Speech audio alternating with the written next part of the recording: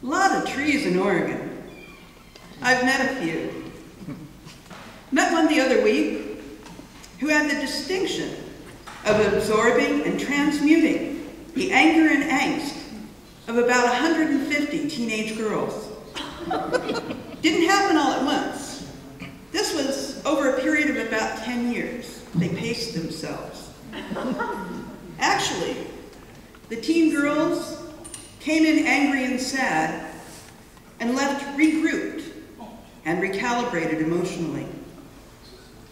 They managed to deprogram themselves from whatever they'd been through: drugs, self-mutilation, prostitution, sexual and physical violence, and found a way to move on, to leave behind them all the emotions and pain that had brought them there, that had led a woman I'll call Cheyenne to rescue and bring them there, leaving pimps and pedophile captors without any prey. And through the ceremonies that she and the girls held at their tree, those girls who are now women became more whole emotionally, maybe for the very first time in their lives. I'm kind of impressed by the story. I mean, 150 girls, one leader, one tree. 150 lives impacted, their psyches and choices so crippled by how they'd been treated that their salvation, so to speak, was a random gift from the universe through Cheyenne and her knowledge of the healing power of nature and the oneness it creates for us all, and how one tree took on all the shrieking anger and fury of those 150 girls so they could heal. What are the odds that these girls, now women, were intercepted and healed? How many trees would it take to heal the rest of us? How many leaders have their eyes and hearts in such places as Cheyenne? Maybe the answer isn't in the trees. How many? What kind? Maybe the answer is in letting trees be trees. And for the rest of us to treat each other better, so such things as needing to emotionally heal becomes a rarity rather than a near certainty in these times.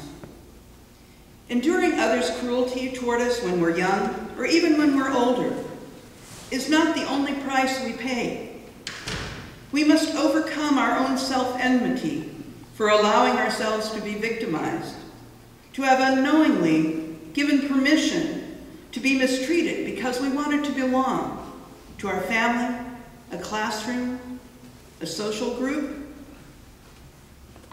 at the cost of our own self-confidence and sense of self-worth. Trees are for growing, measuring humankind's existence. Should that measurement also include the absorbing and transmuting of humankind's cruelties upon itself?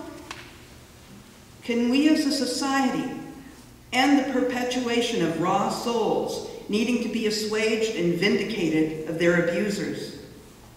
Can we finally understand that just like trees, we own our own ground?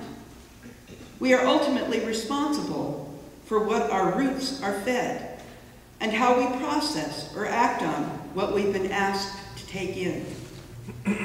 So why would there not be equal honor and treatment of all trees? Let's finally bury the values of self-entitlement and ego and raise up kindness and humility in its place. Whether by chance or design, each of us has worth. And therefore we as a society have a mandate to treat each other in a nurturing way. To do less is to perpetuate what we see played out each night on the 11 o'clock news. Indulging silently or proactively any kind of abusive behavior is to dishonor all the trees in the forest. How dare any one of us choose that?